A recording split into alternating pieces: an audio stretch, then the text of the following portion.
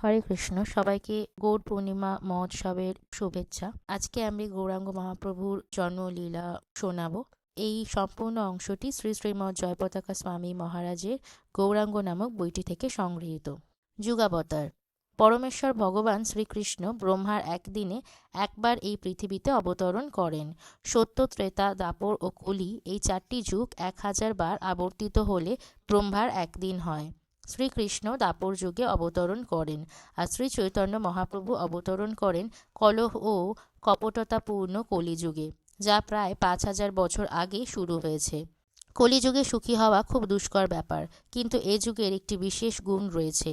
কলিযুগ দোষের অগাধ সমুদ্র, তথাপি যে কেউ ভগবান শ্রীকৃষ্ণের দিব্য নাম হরে কৃষ্ণ কৃষ্ণ কৃষ্ণ হরে হরে, হরে রাম রাম রাম হরে হরে কীর্তন করার মাধ্যমে জড়বন্ধন থেকে মুক্ত হয়ে ভগবত ধাম লাভ করতে পারে। সাধারণত চিৎজগতে উন্নীত হতে বহু বহু জন্মের সাধনা প্রয়োজন, কিন্তু ভগবান শ্রী চৈতন্য মহাপ্রভু কৃপায় হরে কৃষ্ণ মহামন্ত্র কীর্তন করার মাধ্যমে কেউ তা স্বল্প সময়ের মধ্যে লাভ করতে পারে। সত্যযুগের মানুষ 1,00,000 বছর বাঁচত, ত্রেতাযুগের মানুষ 10,000 বছর এবং দ্বাপর যুগে 1000 বছর। ভগবান শ্রীকৃষ্ণ যখন ভগবদ্গীতার জ্ঞান দান করেছিলেন তখন তার বয়স ছিল 125 বছর। তবুও তাকে দেখতে 20 বা 25 বছরের নবীন যুবকের ন্যায় দেখাতো, কেননা তার দেহ চিন্ময়। কিন্তু এই কলিযুগের মানুষ অত্যন্ত স্বল্পায়ু, তারা মাত্র 100 বছরের মতো বেঁচে থাকে। তাই এ যুগের মানুষের জন্য আত্ম উপলব্ধির একটি বিশেষ পন্থা প্রয়োজন। ভগবান শ্রী চৈতন্য মহাপ্রভু নিজে আচরণ করে আমাদের দেখিয়েছেন কিভাবে এ যুগে ভগবান শ্রীকৃষ্ণের শিক্ষাকে অনুসরণ করতে হয় এবং শুদ্ধতা অর্জন করতে হয়। তিনি আমাদের এই পন্থা দিয়েছেন, যার মাধ্যমে আমরা ভগবান শ্রীকৃষ্ণের প্রেমময়ী সেবায় নিযুক্ত হয়ে তার কাছে ফিরে যেতে পারি। শ্রী চৈতন্য মঙ্গলে বর্ণিত আছে, নারদ মুনি আগে থেকেই জানতে পেরেছিলেন যে কলিযুগ অতি শীঘ্রই আসছে। তিনি কলিযুগের সমস্ত সমস্যার সমাধান জানতে দ্বারকায় শ্রীকৃষ্ণের সঙ্গে দেখা করতে যান। সে সময় শ্রীকৃষ্ণ সত্যভামার প্রাসাদে ছিলেন এবং তিনি রুক্মিণীকে খবর পাঠিয়েছিলেন যে পরে তিনি তার প্রাসাদে আসবেন। তাই তিনি তার পরিচারিকাগণের সাথে প্রাসাদটি সজ্জিত করলেন, পুত্রদের সুন্দরভাবে সাজালেন। বৈদিক মন্ত্র আবৃত্তি করতে পণ্ডিতদের আনা হলো, জলপূর্ণ ঘট, কলা গাছ ও আখ আনা হলো। শ্রীকৃষ্ণকে স্বাগত জানানোর জন্য সবকিছুর আয়োজন করা হলো। তাই যখন কৃষ্ণ এলেন তখন তাকে সত্যিই চমৎকারভাবে অভিবাদন জানানো হলো। পিতাকে আলিঙ্গন করার জন্য তিনি তার সন্তানদের পাঠালেন। তারপর শ্রীকৃষ্ণকে অন্দরমহলে নিয়ে গেলেন। কৃষ্ণকে একটি বিশেষ আসনে বসালেন এবং পদধৌত করে পূজা করতে লাগলেন। ঠিক তখনই রুক্মিণী কাঁদতে শুরু করলেন। শ্রীকৃষ্ণ তা দেখে অবাক হয়ে ভাবছিলেন, আমাকে দেখে আনন্দিত হয়েও সে কেন ক্রন্দন করছে। তাই কৃষ্ণ জিজ্ঞেস করলেন, তুমি কাঁদছ কেন? আজ তোমার কোনো দাসী কি তোমার সাথে দুর্ব্যবহার করেছে? ছেলেমেয়েরা কি তোমার কোনো কথা শোনেনি? তোমার ক্রন্দনের কারণ কি? রুক্মিণী কৃষ্ণের দিকে তাকিয়ে বলতে লাগলেন, তুমি কি সত্যিই জানো না আমি কেন কাঁদছি? রাধারানী জানেন কেন আমি কাঁদছি। আমি কাঁদছি কারণ তুমি চলে যাবে। যদি তুমি প্রতিজ্ঞা করো যে তুমি কখনোই দ্বারকা ছেড়ে যাবে না, তাহলে আমি কান্না থামাবো। কৃষ্ণ তাকে সান্ত্বনা দিলেন, না, আমি তোমাকে ছেড়ে যাব না, আমি তোমাকে কাঁদাবো না। এভাবে তিনি তাকে শান্ত করার চেষ্টা করলেন, তার পাশে বসিয়ে চোখের জল মুছে দিলেন। ইতিমধ্যে নারদমুনি কৃষ্ণের কাছে এলেন। কৃষ্ণ নারদমুনিকে দেখে গুরুদেব গুরুদেব বলে সম্ভাষণ জানানোর মাধ্যমে রুক্মিণী দেবীর সঙ্গে সৃষ্ট বিব্রতকর পরিস্থিতি থেকে রেহাই পেলেন। তারপর শ্রীকৃষ্ণ রুক্মিণী দেবী সহ নারদমুনির চরণ ধৌত করলেন, তাকে একটি বিশেষ ব্যাসাসনে বসালেন। কৃষ্ণ লক্ষ্য করলেন নারদমুনি উদ্বিগ্ন। কৃষ্ণ অবাক হলেন, আজ এমন কেন হচ্ছে? এদিকে রুক্মিণী কান্নাকাটি করছে, সদা স্বাচ্ছন্দ্যে বিচরণকারী নারদমুনিও উদ্বিগ্ন। তাই তিনি নারদমুনিকে জিজ্ঞেস করলেন, আপনি এত উদ্বিগ্ন কেন? নারদমুনি উত্তর দিলেন, পৃথিবীর বিভিন্ন লক্ষণ দেখে আমি বুঝতে পারছি যে কলিযুগের সূচনা হচ্ছে। লোকজন জড় বিষয়ে মোহগ্রস্ত হচ্ছে, বিপরীত লিঙ্গের প্রতি আকৃষ্ট হচ্ছে। এভাবে কলিযুগের বিভিন্ন কুলক্ষণ প্রকাশ পাচ্ছে। এর মানে আপনার উপস্থিতি স্নান হয়ে আসছে। শীঘ্রই আপনি এই পৃথিবী ত্যাগ করবেন এবং কলিযুগ শুরু হবে। তাই আমি জানতে চাই যে বদ্ধ জীবদের জন্য আপনার সিদ্ধান্ত কী? এই কলিযুগে তারা কিভাবে উদ্ধার পাবে? আমি কলিযুগের বদ্ধ জীবাত্মাদের নিয়ে খুব চিন্তিত। ভগবান শ্রীকৃষ্ণ বলতে লাগলেন। রুক্মিণী দেবী বলেছিলেন, যে রাধারানী তার মনোভাব জানেন, আর নারদমুনি কলিযুগের বদ্ধ জীবদের মুক্তির জন্য এতটা উদ্বিগ্ন। কৃষ্ণ তখন বললেন, আমি কলিযুগে আবার আসব এবং রাধারানীর ভাবকান্তি গ্রহণ করব, পরিগ্রহ করব একটি সুবর্ণ গৌরাঙ্গ রূপ। এভাবেই শ্রীকৃষ্ণ ভবিষ্যৎবাণী করেছিলেন যে তিনি কলিযুগে আবার গৌরাঙ্গ রূপে আসবেন। আর তিনি নারদ মুনিকে বললেন, আপনি সকল দেবতাদের ভারতবর্ষে আবির্ভূত হতে বলুন, আমরা সমস্ত জগৎ হরিনাম সংকীর্তন দ্বারা প্লাবিত করব। হয়তো আমাদের ভক্তদের অনেকেই শ্রী মনমোহন প্রভুর সংকীর্তন আন্দোলনে যোগদান করার জন্য উচ্চতর গ্রহলোক থেকে নেমে এসেছেন, হতে পারে তারা সেটা জানেনও না, কিন্তু ভক্ত সংকীর্তন আন্দোলনের সংস্পর্শে আসার সাথে সাথেই যোগদান করেছেন। এটি একটি প্রমাণ যে পূর্বজন্মে ভক্তিযোগের সাথে তাদের সম্পর্ক ছিল। তাই নারদমুনি বিভিন্ন গ্রহলোকে গিয়ে শ্রী চৈতন্য মহাপ্রভুর পার্শ্বদ রূপে অবতরণের জন্য দেবতাদের আমন্ত্রণ জানান। তারপর তিনি শ্রী শ্রী জগন্নাথ, বলদেব ও সুভদ্রা মহারানীর কাছে যান এবং তারা তাকে ব্রহ্মলোকে যাওয়ার পরামর্শ দেন। ব্রহ্মলোকে থেকে ব্রহ্মাজি হরিদাস ঠাকুর রূপে আসেন। তারপর নারদ গোলক বৃন্দাবনে শ্বেতদ্বীপে যান। সেখানে তিনি শ্রী চৈতন্যদেবকে দ্বারকার রানীগণ ও বৃন্দাবনের গোপীগণের দ্বারা অভিষিক্ত হতে দেখেন। তিনি প্রণাম নিবেদন করলে শ্রী চৈতন্যদেব নারদমুনিকে চতুর্মুখ ব্রহ্মার ব্রহ্মাণ্ড থেকে আসতে দেখে অবাক হন। নারদ বলেন, আমি এই ভেবে উদ্বিগ্ন যে আপনি ধরাধাম ত্যাগ করেছেন এবং কলিযুগ শুরু হতে চলেছে। কলিযুগের মানুষদের রক্ষা করার জন্য কি করা যেতে পারে? তাই চৈতন্যদেব সকল গোপী এবং মহিষীকে বলেন, আমি ভগবৎ প্রেম মুক্তভাবে সকলকে দান করার জন্য চতুর্মুখ ব্রহ্মার আলয়ে যাচ্ছি। আমার সাথে কে কে আসতে চাও? তখন সকলেই আসতে চান। শ্রী চৈতন্যদেব বলেন যে তিনি ভারতবর্ষের সর্বত্র প্রচার করবেন এবং তিনি তার সেনাপতি ভক্তকে অন্য সব জায়গায় প্রচার করার জন্য পাঠাবেন। শ্রীল প্রভুপাদ হচ্ছেন সেনাপতি ভক্ত, যিনি বিশ্বের সব মহাদেশের মানুষের কাছে প্রচার করেছেন।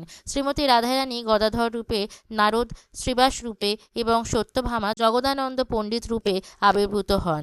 কতিপয় ভক্ত চিন্ময় জগৎ থেকে অবতরণ করেন। কেউ কেউ অন্যান্য উচ্চতর গ্রহলোক থেকে আসেন। সার্বভৌম ভট্টাচার্য ছিলেন বৃহস্পতি এবং বিদ্যা বাচস্পতি ছিলেন পর্বতমুনি। এভাবে বিভিন্ন ভক্ত সমগ্র ব্রহ্মাণ্ড থেকে এবং চিন্ময় জগৎ থেকে আবির্ভূত হন। তারপর শ্রী চৈতন্যদেব বলরামকে আমন্ত্রণ জানাতে বলেন। তাই নারদমুনি বলরামের অপ্রাকৃত রূপ দর্শন করতে যান। তিনি তাকে প্রণতি নিবেদন করে বলেন যে শ্রী চৈতন্যদেব আসছেন এবং তাকেও অবতীর্ণ হতে অনুরোধ করেছেন। তারপর ভগবান বলরাম তার বৃন্দাবনের গোপবালকদের নিয়ে একচক্র গ্রামে আবির্ভূত হওয়ার সিদ্ধান্ত নেন। এই অবতারে বলরাম নিত্যানন্দ নামে পরিচিত। যদি আপনি নিত্যানন্দ প্রভুর আবির্ভাবস্থলী একচক্র গ্রামে যান, তাহলে আপনাকে বলতে হবে নিতাই গৌর। যদি আপনি গৌর নিতাই বলেন, তাহলে ধামবাসীরা খুবই অসন্তুষ্ট হবেন। আপনাকে অবশ্যই প্রথমে নিতাই বলতে হবে। নিতাইয়ের কৃপায় গৌরের কৃপা লাভ করতে পারবেন। এভাবেই নারদমুনি ব্রহ্মাণ্ডের সর্বত্র গিয়ে সকলকে ভগবান শ্রী চৈতন্যদেবের লীলায় সঙ্গী হতে বলেন। শ্রী চৈতন্যদেব অবাধে কৃষ্ণপ্রেম বিতরণ করে এসেছেন। সাধারণত চিন্ময় জগতে ফিরে যাওয়ার জন্য বহু বহু জন্মের প্রয়োজন হয়, কিন্তু শ্রী চৈতন্যদেবের কৃপায় যে কেউ এক জন্মেই ফিরে যেতে পারে। কলিযুগের মানুষ অধিক অধার্মিক হওয়ায় শ্রী চৈতন্যদেব একটি সহজ পন্থা দিয়েছেন। হরে কৃষ্ণ মহামন্ত্র কীর্তন করা, নৃত্য করা, প্রসাদ সেবন করা এবং বিগ্রহ দর্শন ও কিছু পরিমাণে লীলা স্মরণ করা। আমাদের কৃষ্ণপ্রেম পুনর্জীবিত করার পন্থা প্রদর্শনের জন্য তিনি নিজে কৃষ্ণ হয়েও একজন কৃষ্ণ ভক্তের ভূমিকায় অভিনয় করেছেন। প্রকৃতপক্ষে কৃষ্ণ সবচেয়ে নিরপেক্ষ এবং সমদর্শী। তিনি আমাদের ভাব অনুযায়ী আমাদের সঙ্গে ভাবের বিনিময় করেন। মাঝে মাঝে দুর্ভাগ্যবশত আমরা এতটা আত্মসমর্পিত নাও হতে পারি, আর তাই কৃষ্ণের সাথে বিনিময়ের সম্পূর্ণ যোগ্যতা আমাদের নাও হতে পারে। তাই কয়েকজন মহান ভক্ত চাইতেন যে কৃষ্ণ এতটা সমদর্শী না হন, বরং আরেকটু পক্ষপাতী হন, অর্থাৎ আমাদের চেষ্টার আগেই কৃষ্ণ যেন সেই কৃপা দান করেন। পরম পুরুষোত্তম ভগবান রূপে কৃষ্ণের পক্ষপাত শূন্য হওয়া স্বাভাবিক, কিন্তু চৈতন্যদেব সবচেয়ে শ্রেষ্ঠ ভক্ত শ্রীমতী রাধারানীর ভাবকান্তি গ্রহণ করেছেন। আর যেহেতু একজন ভক্ত সর্বদাই কৃষ্ণের গুণকীর্তন করেন এবং সর্বদাই পতিত জীবাত্মাদের কৃষ্ণ সেবা এবং তার কাছে আত্মসমর্পণ করতে বলেন, তাই শ্রী চৈতন্য মহাপ্রভু রূপে ভগবান সমস্ত পতিত জীবাত্মাকে উদ্ধার করার চেষ্টা করেছেন। এই জন্য শ্রী চৈতন্য মহাপ্রভু কৃষ্ণের চেয়েও অধিক কৃপালু। তিনি স্বয়ং কৃষ্ণ, কিন্তু কৃষ্ণের চেয়ে আরও বেশি কৃপাময়। বৃন্দাবন লীলায় ব্রহ্মা কৃষ্ণের গোবৎস এবং গোপবালকদের চুরি করার পর কৃষ্ণ নিজেকে গোবৎস ও গোপবালক রূপে বিস্তার করেন। কৃষ্ণ যে কোনো কাজ করতে পারেন, তিনি স্বতন্ত্র এবং তিনি সবকিছু এমনভাবে করেন যাতে কেউ বুঝতেই পারবে না যে তিনিই তা করছেন। তার জন্য এটা খুবই স্বাভাবিক। কৃষ্ণ গোবৎসগুলোকে খুঁজছিলেন। যখন ব্রহ্মা দেখলেন কৃষ্ণ গোপবালকদের কাছ থেকে দূরে আছেন, তখন তিনি কৃষ্ণের ক্ষমতা দেখার জন্য গোপবালকদের হরণ করেন। কৃষ্ণ ফিরে এসে গোপবালকদেরও খুঁজতে লাগলেন। মাঝে মাঝে কৃষ্ণ তার লীলায় এতটাই প্রবেশ করেন যে তিনি সম্পূর্ণরূপে মগ্ন হয়ে যান, কিন্তু তিনি হচ্ছেন সর্বদ্রষ্টা।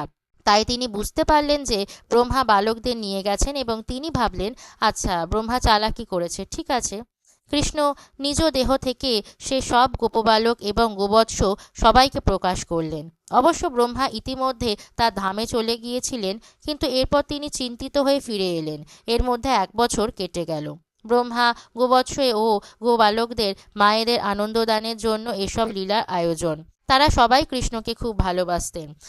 বৃন্দাবনে প্রত্যেকেই তাদের সন্তানদের ভালোবাসতেন বটে, কিন্তু তারা কৃষ্ণকে আরও বেশি ভালোবাসতেন।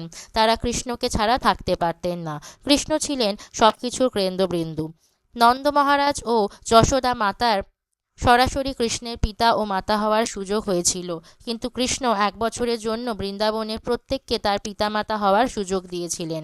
তারা কৃষ্ণকে যদিও নিজেদের সন্তান রূপে দেখেছিলেন, কিন্তু কৃষ্ণের প্রতি পূর্বে তাদের যে স্নেহ ছিল তা তারা সরাসরি সন্তানদের প্রতি প্রদর্শন করতে পারলেন। এমনকি গাভীগুলো পর্যন্ত সরাসরি কৃষ্ণকে দুগ্ধপান করাতে পেরেছিল এবং নিজ সন্তানের মতো কৃষ্ণকে অবহেলন করতে পেরেছিল। এই একটি লীলার বহু আনন্দদায়ক ঘটনা ঘটেছিল এবং তা ব্রহ্মাকেও আনন্দ দিয়েছিল। ব্রহ্মা ফিরে এসে সবথেকে বেশি আনন্দ পেলেন। তিনি কৃষ্ণের সাথে তার পার্থক্য বুঝতে পারলেন, যা তাকে ভক্তিমূলক সেবা প্রাপ্তিতে সাহায্য করেছিল। কৃষ্ণ লক্ষ লক্ষ ব্রহ্মাণ্ড সৃষ্টি করেন, তাই তার পক্ষে কয়েকজন গোপবালক ও গোবৎস প্রকাশ করা এমন কি কঠিন কাজ? তার জন্য কঠিন কিছু নেই। কৃষ্ণ পরম পুরুষোত্তম ভগবান। তিনি যদি নিজেকে বহুরূপে বিস্তার করতে চান তাহলেও কোনো সমস্যা নেই। কোনো কিছুই তার নাগালের বাইরে নয়। যখন ব্রহ্মা বিনীত হলেন, যখন তিনি বুঝতে পারলেন যে কৃষ্ণের শক্তির তুলনায় তার শক্তি অতি নগণ্য, তিনি তখন নবদ্বীপ ধামে কেন্দ্রস্থলে ধ্যানমগ্ন হলেন। তাকে বলা হয়েছিল যে তিনি যেন ভগবানের সেই রূপের ধ্যান করেন যিনি কলিযুগে আবির্ভূত হবেন। তাই ব্রহ্মা জপ করতে লাগলেন, গৌরাঙ্গ গৌরাঙ্গ গৌরাঙ্গ। শ্রী চৈতন্য মহাপ্রভু 500 বছর আগে অবতরণ করলেও নবদ্বীপ ধামে তিনি নিত্য বিরাজমান। তিনি সেখানে 5000 বছর আগেও ছিলেন, 50 লক্ষ বছর আগেও ছিলেন, এমনকি আজও আছেন। যদি আপনার সৌভাগ্য থাকে তবে আজও আপনি তাকে দেখতে পাবেন। ব্রহ্মা ভগবানের কৃপা লাভের জন্য জপ করতে লাগলেন, গৌরাঙ্গ গৌরাঙ্গ গৌরাঙ্গ গৌরাঙ্গ গৌরাঙ্গ গৌরাঙ্গ গৌরাঙ্গ গৌরাঙ্গ গৌরাঙ্গ। তার বারংবার প্রার্থনায় শ্রী চৈতন্যদেব আবির্ভূত হলেন। ব্রহ্মা তড়িঘড়ি করে উঠে প্রণতি নিবেদন করলেন। তিনি কিছু বলতে চাচ্ছিলেন, কিন্তু অপ্রাকৃত আনন্দে তিনি আত্মহারা হলেন। কৃষ্ণ ব্রহ্মাকে বিনয়ী করার মাধ্যমে আনন্দ দান করেছিলেন। এখন ব্রহ্মা শ্রী চৈতন্যদেবের দর্শন লাভ করে সত্যিই অসীম আনন্দ লাভ করলেন। শ্রী চৈতন্যদেব জিজ্ঞাসা করলেন, তুমি কি চাও? আমায় ডাকছো কেন? তারপর ব্রহ্মা বললেন, হে প্রাণনাথ, আমি আপনার কৃপা চাই। আমি বুঝতে পারছি যে আপনি আগামী কলিযুগে আবির্ভূত হতে যাচ্ছেন। ইতিমধ্যে আমার জীবনের অর্ধেক সময় অতিক্রান্ত হয়েছে এবং আমি এখনও অত্যন্ত অপরাধ করেছি। আমি আপনার গোবৎস ও বালকদের হরণ করেছি। কখন আমি সম্পূর্ণ বিনয়ী ও শুদ্ধ হব, সমস্ত দোষ থেকে মুক্ত হব? দয়া করে আমাকে আশীর্বাদ করুন যেন আমি সমস্ত অপরাধপূর্ণ মানসিকতা থেকে মুক্ত হতে পারি এবং বিশুদ্ধ কৃষ্ণপ্রেম লাভ করতে পারি। আপনি কৃষ্ণপ্রেম দান করছেন, তাই দয়া করে আমাকে আশীর্বাদ করুন যেন আমি শুদ্ধ কৃষ্ণপ্রেম লাভ করতে পারি এবং যখন আপনি পৃথিবীতে আবির্ভূত হবেন তখন আপনার লীলায় অংশগ্রহণ করতে পারি। নাটক দেখা আনন্দের, কিন্তু নাটকে অংশগ্রহণ করা আরও বেশি আনন্দের। কৃষ্ণ লীলায় দেবতারা উপর থেকে দর্শন করে উপভোগ করেছেন, কিন্তু লীলায় অংশগ্রহণ করার আনন্দের ঘাটতি ছিল। তাই ব্রহ্মা লীলায় অংশগ্রহণ করতে চেয়েছিলেন। শ্রী চৈতন্যদেব তাকে বললেন, তথাস্তু, তুমি যা চাও তাই হবে। তারপর কিভাবে ব্রহ্মা একটি নিচকুলে আবির্ভূত হবেন তা বললেন। যদিও ব্রহ্মা ছিলেন একজন মর্যাদাপূর্ণ ব্যক্তি, তিনি শুধু নিজেকে বিনয়ের শিক্ষা দেবার জন্যই নিজ কুলে আবির্ভূত হলেন। তারপর শ্রী চৈতন্য মহাপ্রভু তাকে বললেন যে তিনি যেন প্রতিদিন 3 লক্ষ নাম জপ করেন। দিব্য নাম কীর্তনের মাধ্যমে তুমি তোমার সমস্ত অপরাধ থেকে মুক্ত হবে। তুমি আমার একজন পার্ষদে পরিণত হবে। তোমার নাম হবে হরিদাস। তারপর মহাপ্রভু অন্তর্হিত হলেন এবং ব্রহ্মা সত্যলোকে ফিরে গিয়ে আগমনের সমস্ত প্রস্তুতি সম্পন্ন করলেন। কিন্তু অল্প সময়ের জন্য তাকে তার দায়িত্বগুলো পরিচালনার ব্যবস্থা করতে হলো, কারণ মানুষের জীবনকাল ব্রহ্মলোকের সময়ের সাপেক্ষে খুব বেশি নয়। যখন কৃষ্ণ অবতরণ করেন, তার কাজ ছিল গোচারণ, গোপবালকদের সাথে বনভোজন এবং এরকম আরও অনেক লীলা আস্বাদন করা। শ্রী চৈতন্যদেবেরও কার্য সংকীর্তন যজ্ঞের প্রতিষ্ঠা করা। যারা অত্যন্ত বুদ্ধিমান তারা এ ধরনের লীলায় অংশগ্রহণ করেছেন এবং এই লীলাসমূহ এখনও চলছে। শ্রী চৈতন্যদেব ভবিষ্যৎবাণী করেন যে কৃষ্ণ ভাবনা সারা বিশ্বে ছড়িয়ে যাবে। পৃথিবীতে আছে যত নগরাদি গ্রাম, সর্বত্র প্রচার হইবে মোর নাম। কৃষ্ণ ভাবনামৃত আন্দোলনে সকল ভক্ত শ্রী চৈতন্যদেবকে তার ভবিষ্যৎবাণী সার্থক করার জন্য সাহায্য করছেন। তার মানে হচ্ছে তারা শ্রী চৈতন্যদেবের লীলায় অংশগ্রহণ করছেন। যদি আপনারা সব কিছু শ্রী চৈতন্যদেবের লীলা হিসাবে দেখেন, তাহলে সব কিছুই আনন্দময় হয়ে উঠবে। শ্রী চৈতন্যদেবের আরেক নাম বিশ্বম্ভর। তিনি সমগ্র বিশ্ব ব্রহ্মাণ্ডের ভার বহন করে তা রক্ষা করছেন, তাই ভয়ের কোনো কারণ নেই। কিন্তু শ্রী চৈতন্যদেব ও তার প্রতিনিধিদের ওপর আমাদের বিশ্বাস রাখতে হবে। ভগবান শ্রী চৈতন্যদেবের আবির্ভাব লীলা খুবই অসাধারণ। তখন নবদ্বীপে অবস্থা ছিল একটু অন্যরকম। আমরা জানি যে ভারতবর্ষ হচ্ছে ধর্মক্ষেত্র, কিন্তু আমরা শ্রীমদ্ ভাগবত থেকে এটাও জানতে পারি যে সেখানে বিভিন্ন রকমের ধর্ম ছিল। সনাতন ধর্ম বা ভগবত ধর্মের পাশাপাশি বিভিন্ন অধর্মও ছিল। এখন সারা বিশ্বে ক্রমবর্ধমান উপধর্মও দেখা যায়, যা ধর্মের মতো মনে হলেও বস্তুতপক্ষে ছল ধর্ম বা কপট ধর্ম। কিছু কিছু লোক হঠযোগের অনুশীলন করে থাকে, কেউ কেউ একে ধর্ম বলেও দাবি করে, কিন্তু তারা শুধু সুস্বাস্থ্যের জন্য এটি করছে। কেউ ধর্মীয় কারণে যোগ অনুশীলন করে না, যদিও সেটা আধ্যাত্মিক উন্নতির জন্য নির্দেশিত। এরকম আরও বিভিন্ন রকম চর্চা আছে, যা প্রকৃতপক্ষে সঠিক ধর্ম নয়। শ্রী চৈতন্য মহাপ্রভুর আবির্ভাবের ঠিক পূর্বে লোকজন অনুষ্ঠান সর্বস্ব ধর্মের জন্য পাগল ছিল, যেগুলো প্রকৃতপক্ষে শুধু জড়জাগতিক, আধ্যাত্মিক নয়। লোকজন কৃষ্ণ ও বিষ্ণুর চেয়ে দেবদেবীর পূজা প্রতি বেশি আকৃষ্ট ছিল। লোকজন তাদের মেয়েদের বড় অনুষ্ঠান করে বিয়ে দিত, আর একে খুব বড় ধর্মীয় অনুষ্ঠান হিসেবে গণ্য করা হতো। অবশ্যই বিবাহ একটি গুরুত্বপূর্ণ সংস্কার, কিন্তু আধ্যাত্মিক জীবনে বড় বিষয় নয়। লোকজন তাদের প্রাচুর্য দেখানোর জন্য অত্যন্ত জাঁকজমকভাবে মেয়েদের বিয়ে দিত। তারা দেখাতে চাইতো যে তাদের পরিবার খুব অভিজাত, সম্মানিত ও ধর্মপ্রাণ। প্রত্যেকেই চাইতো তাকে সবাই ধার্মিক বলে মনে করুক। ধর্ম ছিল শুধু নাম ও যশের জন্য। তারপর কেউ যদি প্রতিযোগিতায় হেরে যেত, কিংবা যদি অন্য কোনো ব্যক্তি আরও বড় বিয়ের অনুষ্ঠান করত এবং প্রথম ব্যক্তি আর কোনো মেয়ে না থাকতো, তাহলে সে শিব ও পার্বতী মূর্তির বিয়ে দিত। অন্যরা বলতো, তুমি আমাকে পরাজিত করেছো, এখন আমি আরও বড় কিছু করব। তুমি শিব ও পার্বতীর বিয়ে দিয়েছো, আমি নতুন কিছু করব, যা আগে কখনো কেউ করেনি। আমি একটা কুকুরই বিয়ে দেব। তারপর আরেকজন বেড়ালের বিয়ে দেওয়ার সিদ্ধান্ত নিল, আর এভাবেই এটি চলতে থাকলো। বৈষ্ণবরা বলতে লাগলেন, এ কি, ধর্ম বা আধ্যাত্মিক জীবনের সঙ্গে এসবের কি সম্পর্ক আছে? লোকজন শুধু জাগতিক লাভের জন্য বড় বড় পূজার আয়োজন করছিল। কদাচিৎ কেউ বিষ্ণু পূজা করত, কেউ ভগবানের দিব্য নাম কীর্তন করত না। তারা মনে করত কীর্তন করলে দিব্য নামের শক্তি নষ্ট হয়ে যাবে। একমাত্র গঙ্গা স্নানের সময় তারা কীর্তন করত, কারণ গঙ্গা হচ্ছেন বিশুদ্ধ এবং অন্য কোনো অশুদ্ধ জায়গায় কীর্তন করা উচিত নয়। বিভিন্নভাবে নবদ্বীপে জড়জাগতিক আবহাওয়া বৃদ্ধি পাচ্ছিল। যদিও বাহ্যিকভাবে এটাকে খুবই ধর্মানুকূল মনে হতো, কিন্তু প্রকৃতপক্ষে বেশিরভাগই ছিল নামে মাত্র ধর্ম। তারা পোষা বিড়াল বা কুকুরের জন্য অগ্নিহোত্র যজ্ঞ করত। বিষ্ণু প্রীতিবিধানের কোনো চেষ্টা ছিল না, কিন্তু প্রকৃতপক্ষে বিষ্ণু প্রীতিবিধানের জন্যই যজ্ঞ করা উচিত। শ্রী চৈতন্য মহাপ্রভুর আবির্ভাবের পূর্বে অদ্বৈত গোসাই আবির্ভূত হয়েছিলেন। তিনি ছিলেন মহাবিষ্ণু ও সদাশিবের যুগ্ম অবতার। তিনি ভাবছিলেন যে এই কলিযুগে মানুষকে ভগবৎ প্রেম দান করা খুবই কঠিন হবে। বিষ্ণু হিসাবে তিনি দৈত্যদের সংহার করতে এবং মোক্ষ দান করতে সক্ষম ছিলেন, কিন্তু প্রেম দান করে মানুষকে পুরোপুরি পরিবর্তন করা সবচেয়ে কঠিন কাজ। তাই তিনি তিনি সিদ্ধান্ত নিলেন যে স্বয়ং কৃষ্ণকেই আসতে বলবেন, কারণ একমাত্র তিনিই প্রেম দান করতে পারেন। তাই শ্রী অদ্বৈত আচার্য হুঙ্কার করে বলতে লাগলেন, হে কৃষ্ণ, হে কৃষ্ণ, এবং গঙ্গাজল ও তুলসী দিয়ে শালিগ্রাম শিলা পূজা করতে লাগলেন। তিনি উপবাস করে জোরে জোরে চিৎকার করলেন, হে প্রভু, দয়া করে নেমে আসুন। যদি আমার নাম অদ্বৈত হয় তাহলে আমার নামকে সত্যে পরিণত করুন। আপনি নেমে আসুন, আমি আপনাকে অনুরোধ করছি, দয়া করে নেমে আসুন। গৌরাঙ্গ, গৌরাঙ্গ, গৌরাঙ্গ।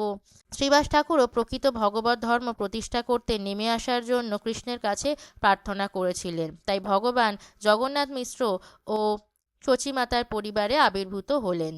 একদিন জগন্নাথ মিশ্র এক স্বপ্ন দেখলেন। হঠাৎ একটি উজ্জ্বল আলো তার হৃদয়ে প্রবেশ করল।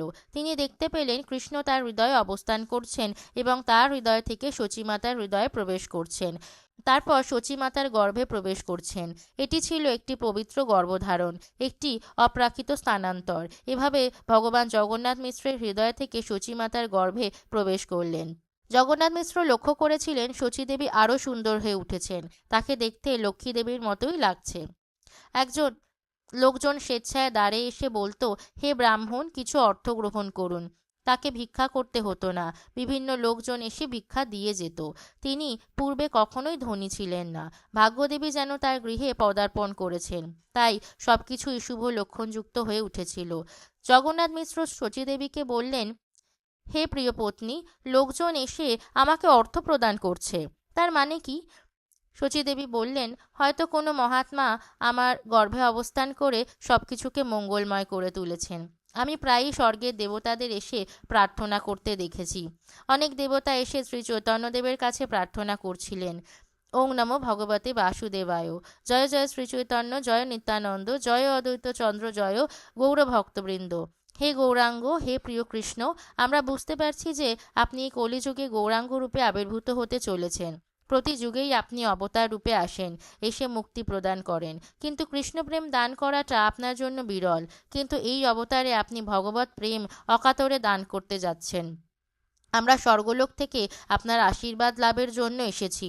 আমরা জড়জাগতিক আশীর্বাদ চাই না, আমাদের যা যথেষ্ট পরিমাণে আছে। স্বর্গে ইন্দ্রিয় তৃপ্তির অনেক ব্যবস্থা রয়েছে। আমাদের শুধু দুটো সমস্যা। একটি হচ্ছে দৈত্যরা মাঝে মাঝে স্বর্গ জয় করে উপভোগ করার জন্য আমাদের আক্রমণ করে। হিরণ্যকাশিপু, রাবণ, বলি মহারাজ অনেকেই আক্রমণ করেছে। কখনো আমরা জয়ী হই, কখনো তারা আমাদের পরাজিত করে। এটি খুব বড় সমস্যা নয়। অপর সমস্যাটি হচ্ছে অত্যধিক ইন্দ্রিয় তর্পণ।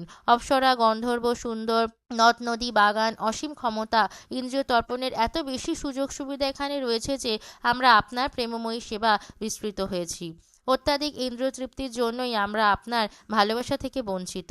শ্রীল প্রভুপাদ বলেছিলেন যে তার অনেক অনুসারী স্বর্গে যাবেন। যদি আমরা কৃষ্ণ সেবাকে গুরুত্ব না দিই তবে আমাদেরই বিপদে পড়তে হবে। কিন্তু এই দেবগণ যারা ভগবানের কাছে এসেছেন তারা কৃষ্ণ সেবাকেই আলোকপাত করেছেন। তারা বিরক্ত হয়ে গিয়েছিলেন। তাই তাদের খেদ, আমরা প্রকৃত ভগবত প্রেম চাই। দয়া করে আমাদের সাহায্য করুন। আপনি পৃথিবীতে আবির্ভূত হতে যাচ্ছেন, মানুষেরা আপনার কৃপা লাভ করবে। আপনার কৃপা থেকে আমাদের বঞ্চিত করবেন না। আমরাও কৃষ্ণ প্রেম লাভ করতে চাই। শ্রী চৈতন্যদেবের ইচ্ছায় দেবতাদের ছোট ছোট ছায়া দেখা যাচ্ছিল।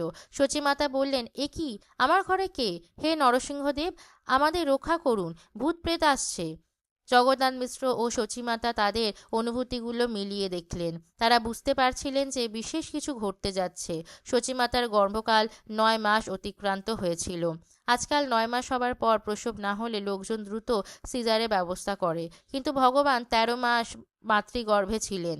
শচীমাতা তার পিতা জ্যোতিষশাস্ত্রে পারঙ্গত নীলাম্বর চক্রবর্তীর কাছে গেলেন। শচীমাতা জানতে চাইলেন কোনো সমস্যা আছে কি না।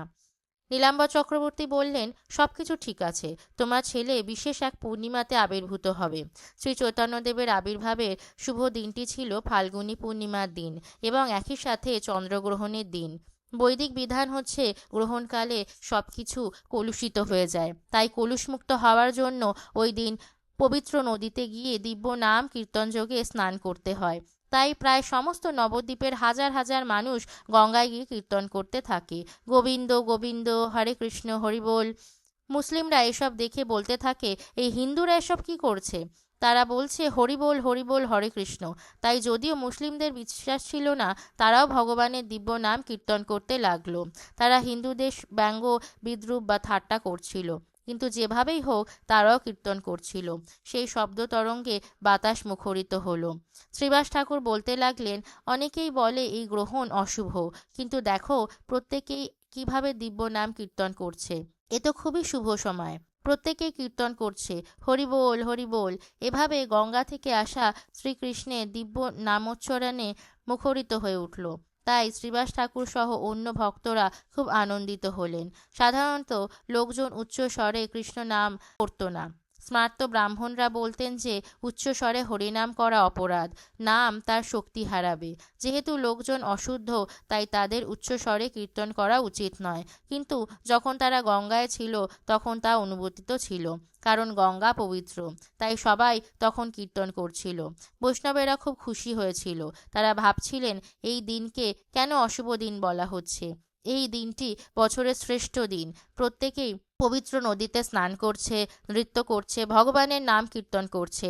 তারা সকলকে হরিনাম করতে দেখে উল্লসিত হয়ে নৃত্য করতে লাগলেন। তাই সেই সময় শ্রী চৈতন্যদেব তার কৃপা বর্ষণ করার জন্য আবির্ভূত হলেন। যখন তিনি আবির্ভূত হলেন তখন চন্দ্র উদিত হচ্ছিল এবং সমগ্র ভারত হরে কৃষ্ণ কৃষ্ণ কৃষ্ণ হরে হরে, হরে রাম রাম রাম হরে হরে এই অপ্রাকৃত শব্দ তরঙ্গে মুখরিত ছিল। সর্বত্রই এই সংবাদ প্রচারিত হলো যে সচিমাতা একটি ফুটফুটে ছেলে জন্ম দিয়েছেন, যার গায়ের বর্ণ স্বর্ণের মতো।